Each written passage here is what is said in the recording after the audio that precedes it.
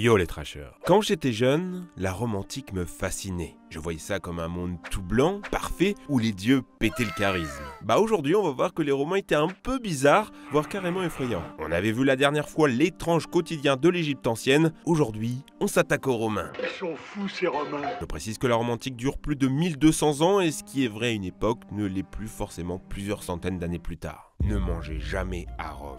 Voilà à quoi ressemblait un repas de fête chez les riches romains. On mangeait autour d'une table carrée, on était allongé tranquillou sur le divan et on mangeait avec les doigts. Et pas que du raisin, des trucs bien gras qui tachent les doigts. Heureusement, il y avait du pain pour s'essuyer. Sur la table, des œufs, des olives, des sardines, mais aussi pour les grandes occasions, du flamant rose, de l'autruche ou de la girafe.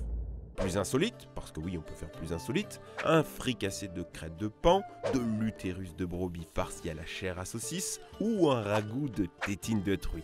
Et c'était censé être un plat stylé. Accrochez-vous, pour le dessert, vous pouviez même manger de la glace. Alors oui, c'était pas des cornettos, on faisait venir de la neige des montagnes et on la mélangeait avec du miel et des fruits cuits. On terminait le repas avec du vin, qu'on ne buvait pas pendant qu'on mange, fallait pas alterner le goût. Et ce vin, on le buvait pas pur, on le coupait avec de l'eau chaude et on y rajoutait du miel, plein de miel et des épices. Mais du coup, pourquoi je devrais pas manger à Rome? Bah écoute, la fête durait longtemps et il y avait beaucoup de nourriture à finir. Alors oui, il fallait faire de la place dans son petit ventre. Pour ça, je te le donne dans le mille, on se faisait vomir.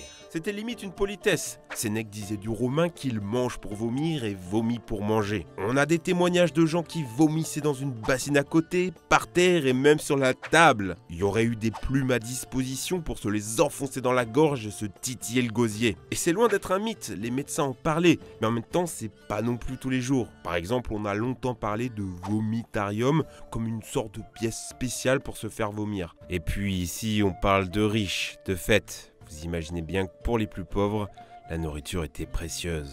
Les Romains, pas si propres que ça. On imagine souvent les Romains comme un peuple d'une grande propreté. Et c'était vrai. À l'époque, on n'avait certes pas de savon, mais on s'étalait de l'huile d'olive et on s'enlevait les peaux mortes en se raclant le corps avec une lame, le strigil. En gros, les Romains sentaient la focaccia bien chaude. Ouais, enfin pas tout le monde. Saviez-vous que les Romains avaient des toilettes publiques? Ça a l'air d'être un progrès hygiénique, on est d'accord? Oui, imaginez des trous en pierre, sans séparation, et vos potes qui lâchent à côté de vous d'énormes cakes. Si vous ajoutez à cela le bruit et l'odeur, et ça pouvait monter à 50 trous, sans rideau, sans rien, dans une ambiance sombre et humide. Et pour vous nettoyer, pas de papier, pas de bidet, mais une éponge commune. Vous la mettez dans l'eau, vous vous essuyez et vous la filez à votre pote.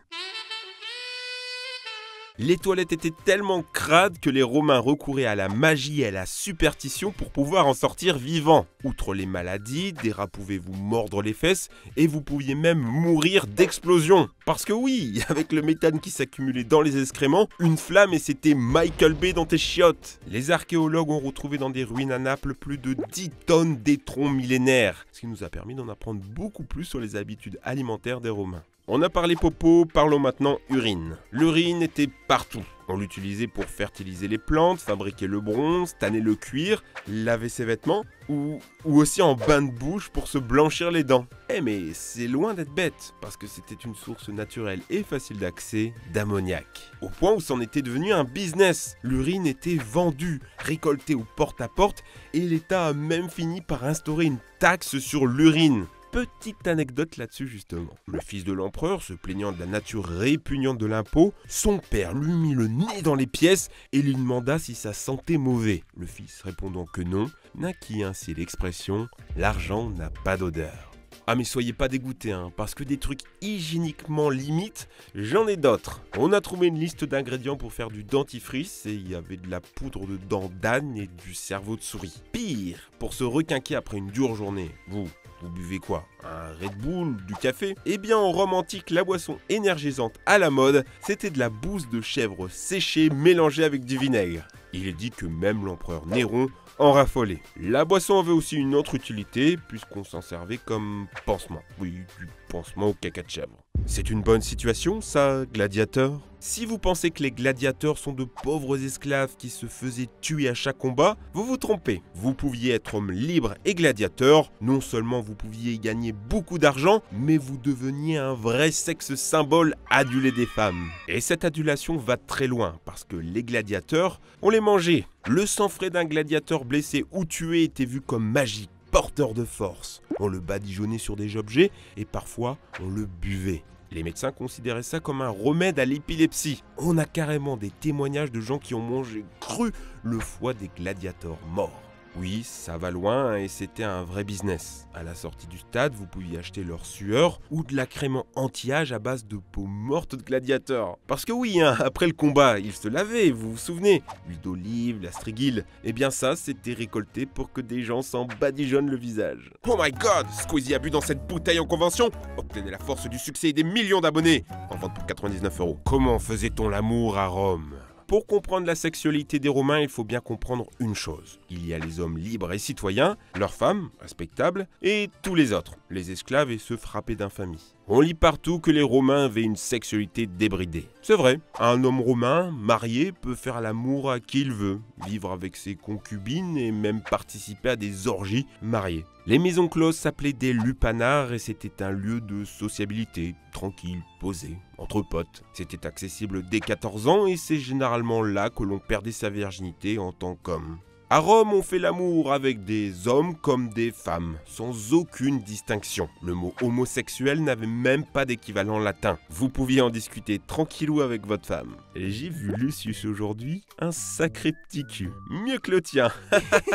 Pour les femmes, justement, bon, c'était un peu moins libre. Elles avaient quand même la possibilité de payer pour des services sexuels avec la bouche. On parle aussi de cultes religieux interdits aux hommes où étaient organisées des orgies lesbiennes. Et enfin, on nous rapporte l'histoire de Messaline. C'était l'épouse de l'empereur, mais elle aimait se déguiser en prostituée, se faisant surnommer la chienne. Et elle allait dans les bordels les plus fétides de la ville pour faire l'amour avec le plus d'hommes possible. Alors tout ce que je vous ai raconté là, c'est vrai, mais pas à toutes les époques, pas à toutes les classes sociales et surtout pas pour tout le monde. L'adultère existe, les femmes peuvent être jugées pour comportement déviant et l'amour entre deux hommes a été un crime. Parce que ce qui est permis avec les esclaves et les prostituées, ça ne l'est pas entre gens libres. Enlever la virginité d'une adolescente ou tromper son épouse avec une autre femme, si elles sont des femmes respectables, attachées au foyer d'un citoyen libre, voilà qui était honteux sinon illégal. Il existait même des procès en uxoriosis. Des Romains coupables de faire trop souvent l'amour à leurs femmes. C'est littéralement l'inverse du devoir conjugal. Trop désirer ton épouse,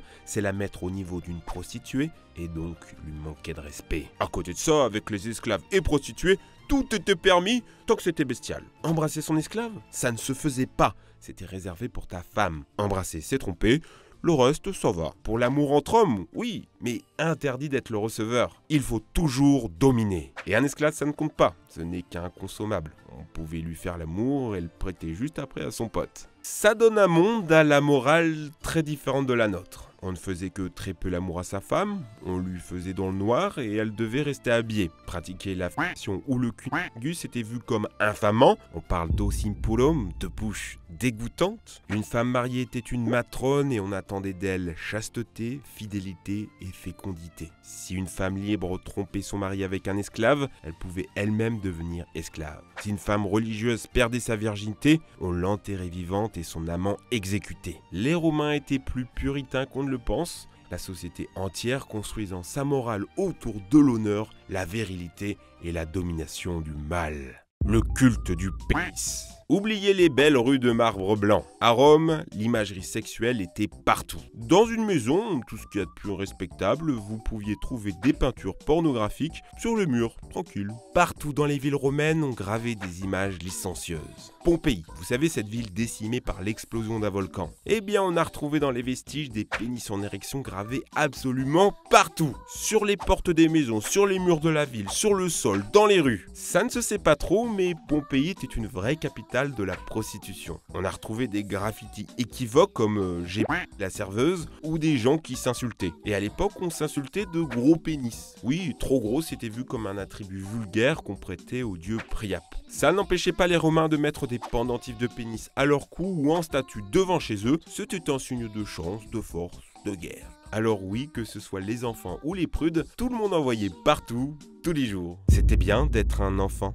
À votre naissance, votre père choisit s'il vous garde ou non. Oui, la sage-femme vous pose à ses pieds. S'il vous prend, c'est bon. Sinon, il peut vous abandonner ou vous vendre. Si vous étiez un garçon, vous aviez toutes vos chances. Mais si vous étiez une fille, mauvaise nouvelle. Parfois, on a retrouvé des enfants dans des bennes ou au milieu de la rue. Et ceux qui ne sont pas déjà morts sont récupérés pour en faire des esclaves ou des prostituées. Le bébé, s'il était choisi, eh bien, ses os, son squelette encore mou, il était littéralement modelé. On le comprimait avec des bandelettes pour affiner les poignets, le cou, les genoux et les hanches. On l'empêchait même d'utiliser la main gauche pour être sûr qu'il devienne droitier. Votre petite enfance, vous ne la viviez pas avec votre mère. De 0 à 7 ans, vous étiez confié à une nourrice, une femme payée pour s'occuper de vous. La pratique était répandue, mais pas forcément bien vue. Parce que le top, c'est quand même que la mère éduque ses enfants. Sauf que bon, la mère à côté, elle avait beaucoup de choses à faire. C'est elle qui s'occupe du foyer, mais pas pour faire le ménage ou la vaisselle. C'est elle qui gère les esclaves, les sous, le business. Et quand vous avez plusieurs terres, plusieurs maisons, c'était la femme qui était la véritable chef d'entreprise du foyer. Et puis, elle savait s'amuser.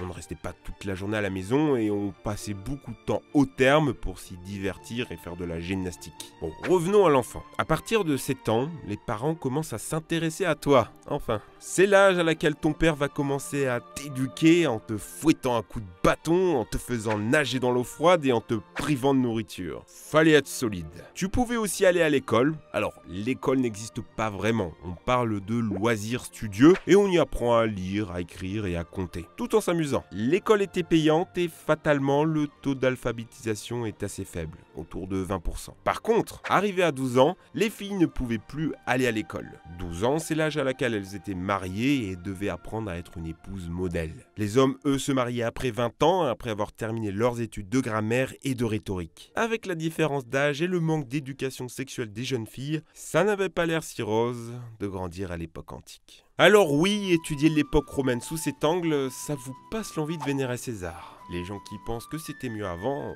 oui mais non. Mais d'un autre côté, relativisons un peu ce qui a été dit. Déjà, on a beaucoup parlé des classes sociales les plus favorisées. On a mélangé les époques sur plus de 1200 ans d'histoire. Et surtout, ces infos tiennent beaucoup de témoignages qui nous ont été laissés. Et parfois, ceux-ci ont grossi le trait. Après tout, on connaît le goût des Romains pour la rhétorique, la petite pique qui fait mal. Reste que cette période a pas mal de points communs avec ce que nous vivons aujourd'hui. Quand on regarde leurs problèmes moraux ou politiques, on se rend compte qu'ils pensaient déjà comme nous, même s'ils buvaient de la crotte de chèvre et se torchaient les fesses avec une éponge commune. Ouais, je suis traumatisé. On a traité l'Égypte, on a traité Rome. Qu'est-ce que vous souhaitez pour la suite de notre voyage dans les civilisations anciennes ? J'adore faire ces recherches, j'adore débunker les trucs faux qu'on trouve sur internet, j'adore voir tous ces trucs étranges. Partagez à vos amis et mettez un pouce bleu de l'amour si ça vous a appris quelque chose. J'espère vous voir très bientôt pour une nouvelle vidéo. Ciao!